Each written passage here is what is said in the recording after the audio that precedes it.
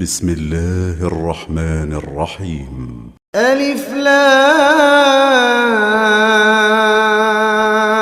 را، تلك آيات الكتاب المبين. إنا أنزلناه قرآنا عربيا لعلكم تعقلون. نحن نقص عليك أحسن القصص بما أوحينا إليك هذا القرآن وإن كنت من قبله لمن الغافلين. إذ قال يوسف لأبيه يا أبت إني رأيت 11 كوكبا والشمس والقمر رأيتهم لي ساجدين. قال يا بني لا تقصص رؤياك على إخوتك فيكيدوا لك كيدا إن الشيطان للإنسان عدو مبين.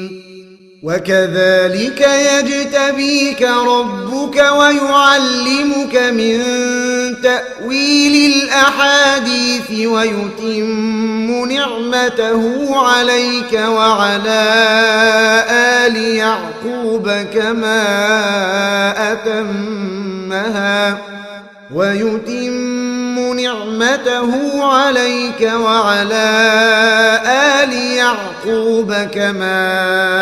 أتمها على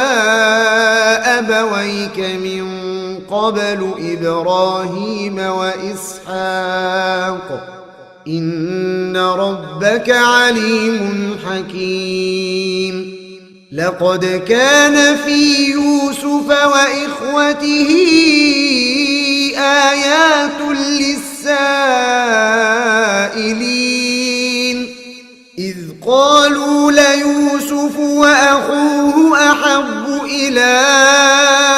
أبينا منا ونحن عصبة إن أبانا لفي ضلال مبين. اقتلوا يوسف أو اطرحوه أرضا يخل لكم وجه أبيكم وتكونوا من بعده قوما صالحين. قال قائل منهم لا تقتلوا يوسف وألقوه في غيابة الجب يلتقطه بعض السيارة إن كنتم فاعلين. قالوا يا أبانا ما لك لا تأمنا على يوسف وإنا له لناصحون. أرسله معنا غدا يرتع ويلعب وإنا له لحافظون. قال إني ليحزنني أن تذهبوا به وأخاف أن يأكله الذئب وأنتم عنه غافلون. قالوا لئن أكله الذئب ونحن عصبة إنا إذا لخاسرون. فلما ذهبوا به وأجمعوا أن يجعلوه في غيابة الجب وأوحينا إليه لتنبئنهم بأمرهم هذا وهم لا يشعرون. وجاءوا أباهم عشاء يبكون. قالوا يا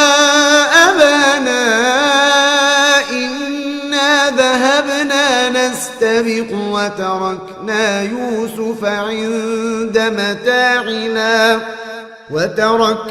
يوسف عند متاعنا فأكله الذئب وما أنت بمؤمن لنا ولو كنا صادقين وجاءوا على قميصه بدم كذب قال بل سولت لكم أنفسكم أمرا فصبر جميل والله المستعان على ما تصفون وجاءت سيارة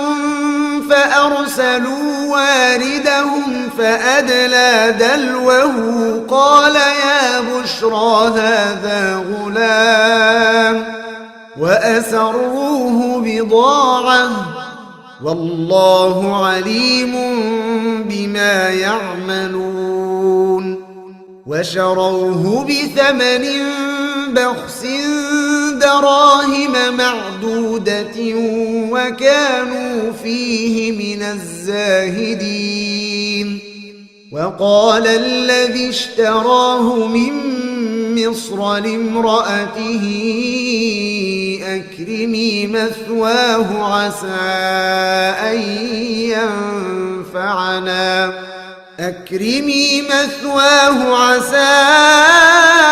أن ينفعنا أو نتخذه ولدا وكذلك مكنا ليوسف في الأرض ولنعلمه من تأويل الأحاديث والله غالب على أمره ولكن أكثر الناس لا يعلمون ولما بلغ أشده آتيناه حكما وعلما وكذلك نجزي المحسنين وراودته التي هو في بيتها عن نفسه وغلقت الأبواب وقالت هيت لك قال معاذ الله إنه ربي أحسن مثواي إنه لا يفلح الظالمون ولقد همت به وهم بها لولا أن رأى برهان ربه كذلك لنصرف عنه السوء والفحشاء إنه من عبادنا المخلصين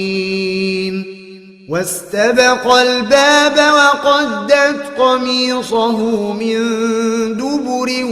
وألف يا سيدها لدى الباب قالت ما جزاء من أراد بأهلك سوءا إلا أن يسجن أو عذاب أليم قال هي راودتني عن نفسي وشهد شاهد من أهلها إن كان قميصه قد من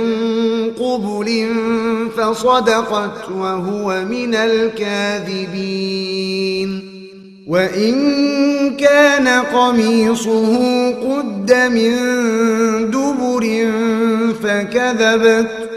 وهو من الصادقين فلما رأى قميصه قد من دبر قال إنه من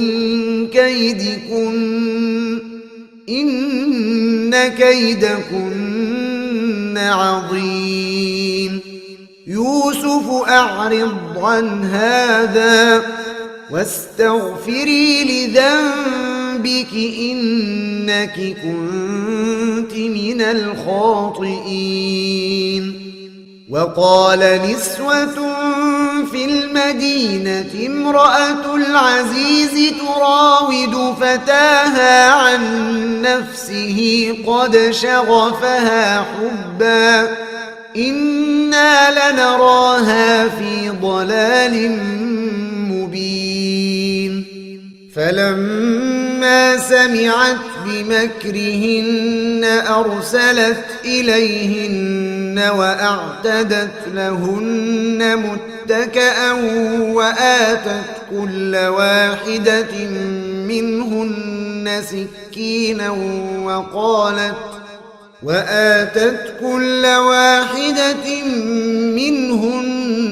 سكينا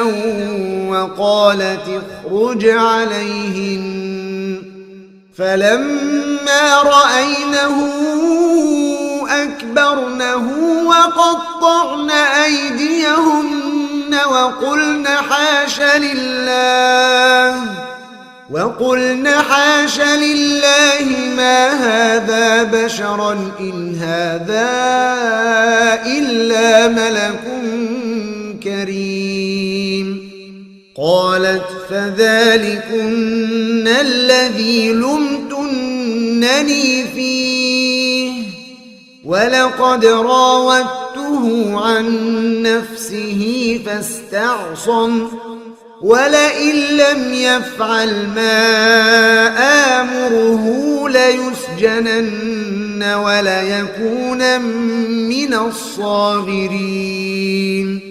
قال رب السجن أحب إلي مما يدعونني إليه وإلا تصرف عني كيدهن أصب إليهن وأكن من الجاهلين. فاستجاب له ربه فصرف عنه كيدهن إنه هو السميع العليم. ثم بدا لهم من بعد ما رأوا الآيات ليسجننه حتى حين. ودخل معه السجن فتيان قال أحدهما إني أراني أعصر خمرا وقال الآخر إني أراني أحمل فوق رأسي خبزا تأكل الطير منه نبئنا بتأويله إنا نراك من المحسنين. قال لا يأتيكما طعام ترزقانه إلا نبأتكما بتأويله قبل أن يأتيكما ذلكما مما علمني ربي إني تركت ملة قوم لا يؤمنون بالله وهم بالآخرة هم كافرون. واتبعت ملة آبائي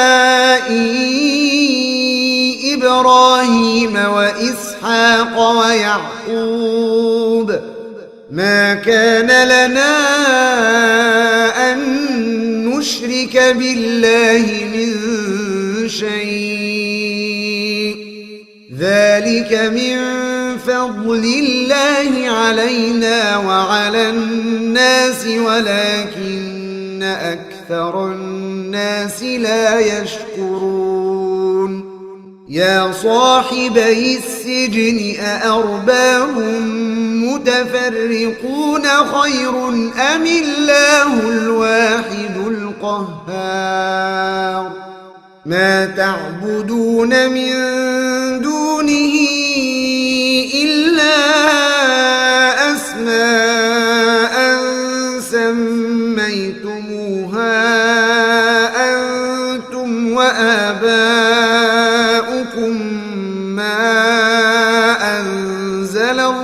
الله بها من سلطان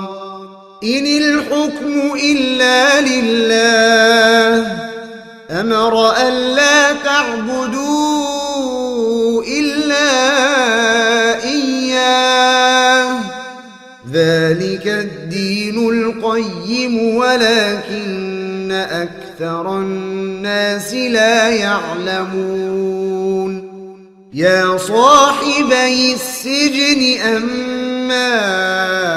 أحدكما فيسقي ربه خمرا وأما الآخر فيصلب فتأكل الطير من رأسه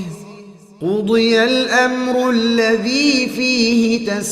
تستفتيان وقال للذي ظن أنه ناج منهما اذكرني عند ربك فأنساه الشيطان ذكر ربه فلبث في السجن بضع سنين وقال الملك إني أرى 7 بقرات سمان يأكلهن 7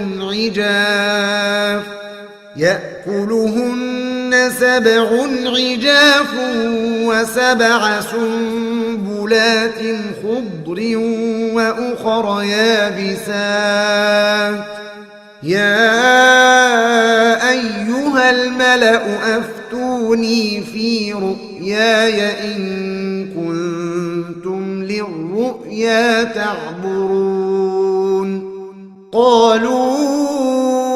أضغاث أحلام وما نحن بتأويل الأحلام بعالمين وقال الذي نجا منهما وادكر بعد أمة أنا أنبئكم بتأويله فأرسلون يوسف أيها الصديق أفتنا في 7 بقرات سمان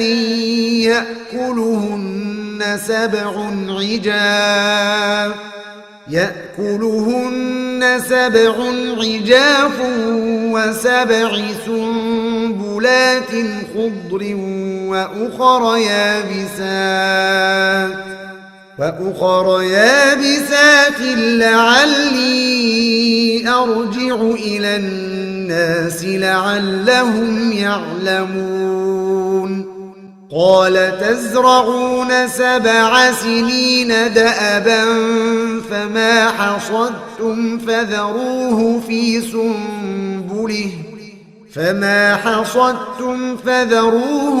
سنبله إلا قليلا مما تأكلون ثم يأتي من بعد ذلك 7 شداد يأكلن ما قدمتم لهن إلا قليلا مما تحصنون ثم يأتي من بعد ذلك عام فيه يغاث الناس وفيه يعصرون وقال الملك ائتوني به فلما جاءه الرسول قال ارجع إلى ربك فاسأله ما بال النسوة اللاتي قطعن أيديهن إن ربي بكيدهن عليم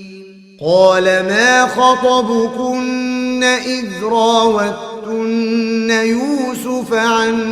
نفسه قلنا حاش لله ما علمنا عليه من سوء قالت امرأة العزيز الآن حصحص الحق أنا راودته عن نفسه وإنه إنه لمن الصادقين. ذلك ليعلم أني لم أخنه بالغيب وأن الله لا يهدي كيد الخائنين. وما أبرئ نفسي إن النفس لأمارة بالسوء إلا ما رحم ربي إن ربي غفور رحيم. وقال الملك ائتوني به أستخلصه لنفسي فلما كلمه قال إنك اليوم لدينا مكين أمين.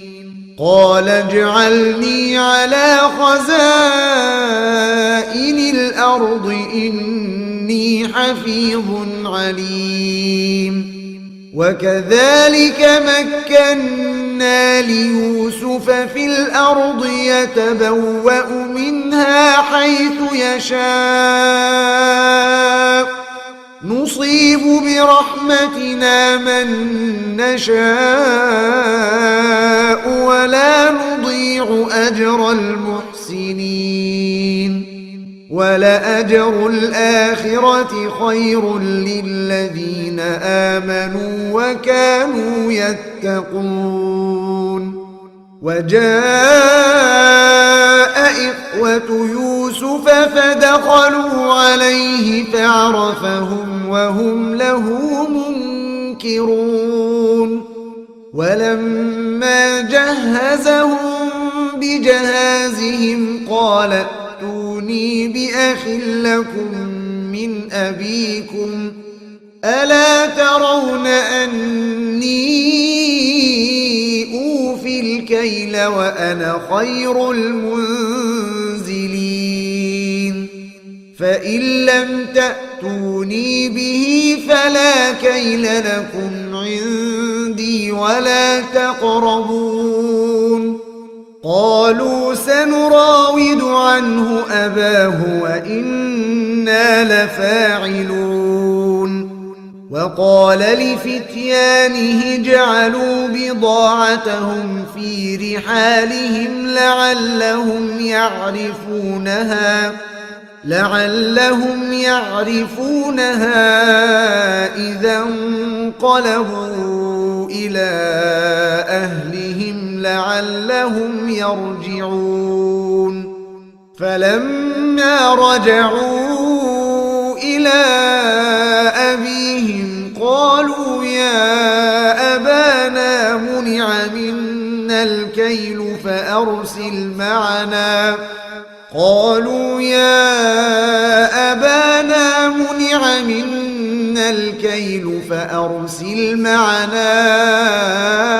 أخانا نكتل وإنا له لحافظون. قال هل آمنكم عليه إلا كما أمنتكم على أخيه من قبل فالله خير حافظا وهو أرحم الراحمين. ولما فتحوا متاعهم وجدوا بضاعتهم ردت إليهم قالوا يا أبانا ما نبغي هذه بضاعتنا ردت إلينا ونمير أهلنا ونحفظ أخانا ونزداد كيل بعير ذلك كيل يسير. قال لن أرسله معكم حتى تؤتون موثقا من الله لتأتونني به إلا أن يحاط بكم فلما آتوه موثقهم قال الله على ما نقول وكيل. وقال يا بني لا تدخلوا من باب واحد وادخلوا من أبواب متفرقة وما أغني عنكم من الله من شيء إن الحكم إلا لله عليه توكلت وعليه فليتوكل المتوكلون ولما دخلوا من حيث أمرهم أبوهم ما كان يغني عنهم من الله من شيء إلا حاجة ما كان يغني عنهم من الله من شيء إلا حاجة في نفس يعقوب قضاها وإنه لذو علم لما علمناه ولكن أكثر الناس لا يعلمون ولما دخلوا على يوسف آوى إليه أخاه قال إني أنا أخوك فلا تبتئس بما كانوا يعملون فلما جهزهم بجهازهم جعل السقاية في رحل أخيه ثم أذن مؤذن أيتها العير إنكم لسارقون قالوا وأقبلوا عليهم ماذا تفقدون قالوا نفقد صواع الملك ولمن جاء به حمل بعير وأنا به زعيم قالوا تالله لقد علمتم ما جئنا لنفسد في الأرض وما كنا سارقين قالوا فما جزاؤه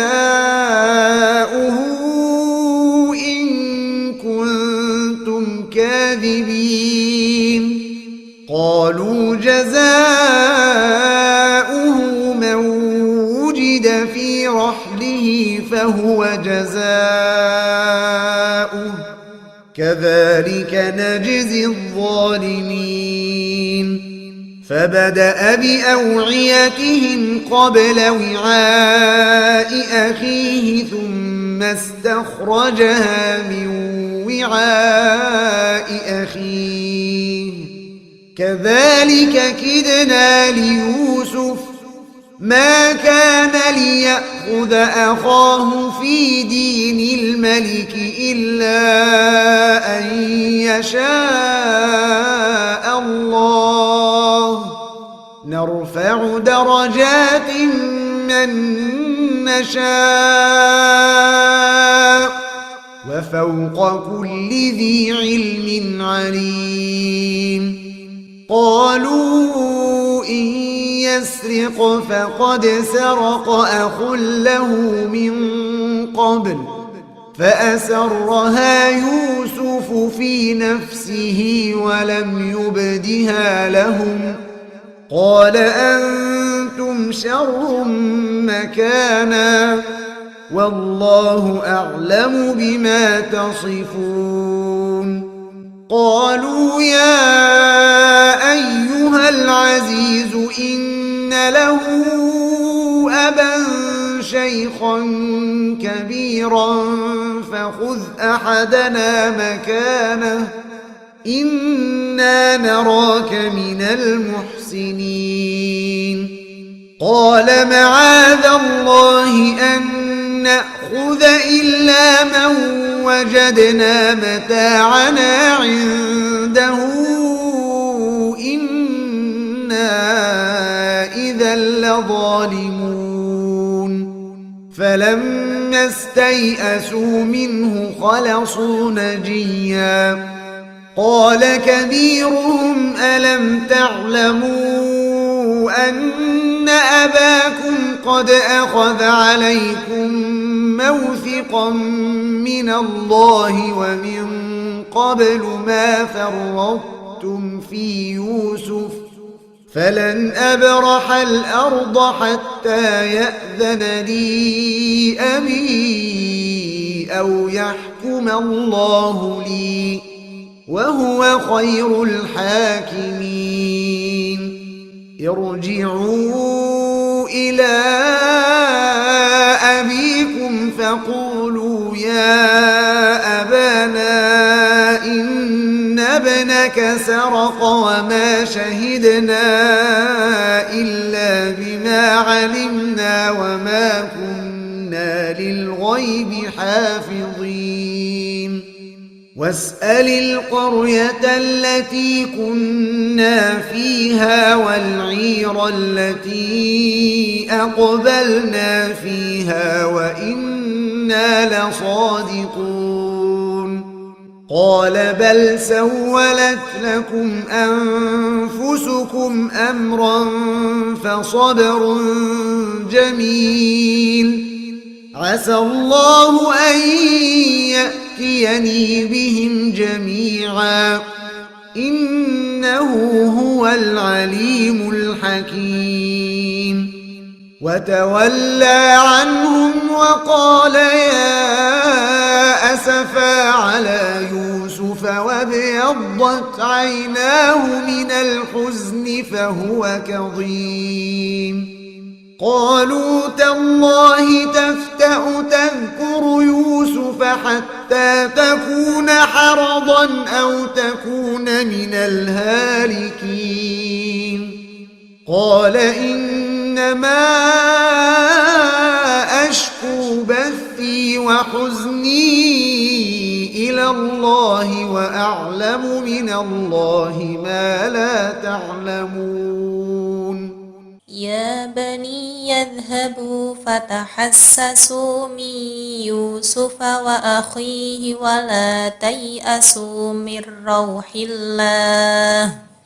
إنه لا ييأس من روح الله إلا القوم الكافرون فلما دخلوا عليه قالوا يا أيها العزيز مسنا وأهلنا الضر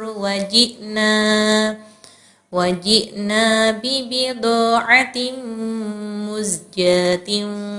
فأوف لنا الكيل وتصدق علينا إن الله يجزي المتصدقين قال هل علمتم ما فعلتم بيوسف وأخيه إذ أنتم جاهلون قالوا أئنك لأنت يوسف قال أنا يوسف وهذا أخي قد من الله علينا إنه من يتق ويصبر فإن الله لا يضيع أجر المحسنين قالوا تالله لقد آثرك الله علينا وإن كنا لخاطئين قال لا تثريب عليكم اليوم يغفر الله لكم وهو أرحم الراحمين اذهبوا بقميصي هذا فألقوه على وجه أبي يأت بصيرا وأتوني بأهلكم أجمعين ولما فلما فصلت العير قال أبوهم إني لأجد ريح يوسف لولا أن تفندون قالوا تالله إنك لفي ضلالك القديم فلما أن جاء البشير ألقاه على وجهه فارتد بصيرا قال ألم أقل لكم إني أعلم من الله ما لا تعلمون قالوا يا أبانا استغفر لنا ذنوبنا إنا كنا خاطئين قال سوف أستغفر لكم ربي إنه هو الغفور الرحيم فلما دخلوا على يوسف آوى إليه أبويه وقال ادخلوا مصر إن شاء الله آمنين ورفع أبويه على العرش وخروا له سجدا وقال يا أبت هذا تأويل رؤياي من قبل قد جعلها ربي حقا وقد أحسن بي إذ أخرجني من السجن وجاء بكم من البدو من بعد أن نزغ الشيطان بيني وبين إخوتي إن ربي لطيف لما يشاء إنه هو العليم الحكيم رب قد آتيتني من الملك وعلمتني من تأويل الأحاديث فاطر السماوات والأرض أنت وليي في الدنيا والآخرة توفني مسلما وألحقني بالصالحين ذلك من أنباء الغيب نوحيه إليك وما كنت لديهم إذ أجمعوا أمرهم وهم يمكرون وما أكثر الناس ولو حرصت بمؤمنين وما تسألهم عليه من أجر إن هو إلا ذكر للعالمين وكأي من آية في السماوات والأرض يمرون عليها وهم عنها معرضون وما يؤمن أكثرهم بالله إلا وهم مشركون أفأمنوا أن تأتيهم غاشية من عذاب الله أو تأتيهم الساعة بغتة وهم لا يشعرون قل هذه سبيلي أدعو إلى الله على بصيرة أنا ومن اتبعني وسبحان الله وما أنا من المشركين وما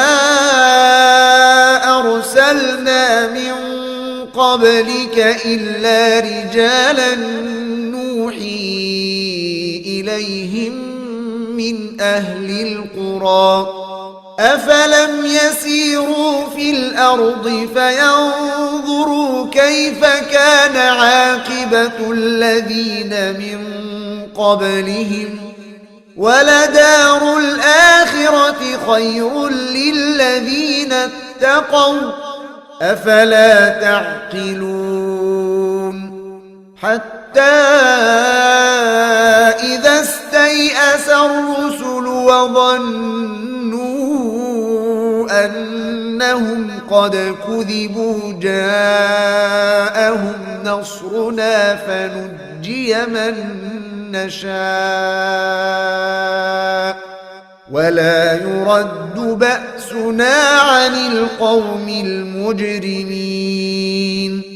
لقد كان في قصصهم عبرة لأولي الألباب ما كان حديثا يفترى ولكن تصديق الذي بين يديه وتفصيل كل شيء وهدى ورحمة لقوم يؤمنون. صدق الله العظيم.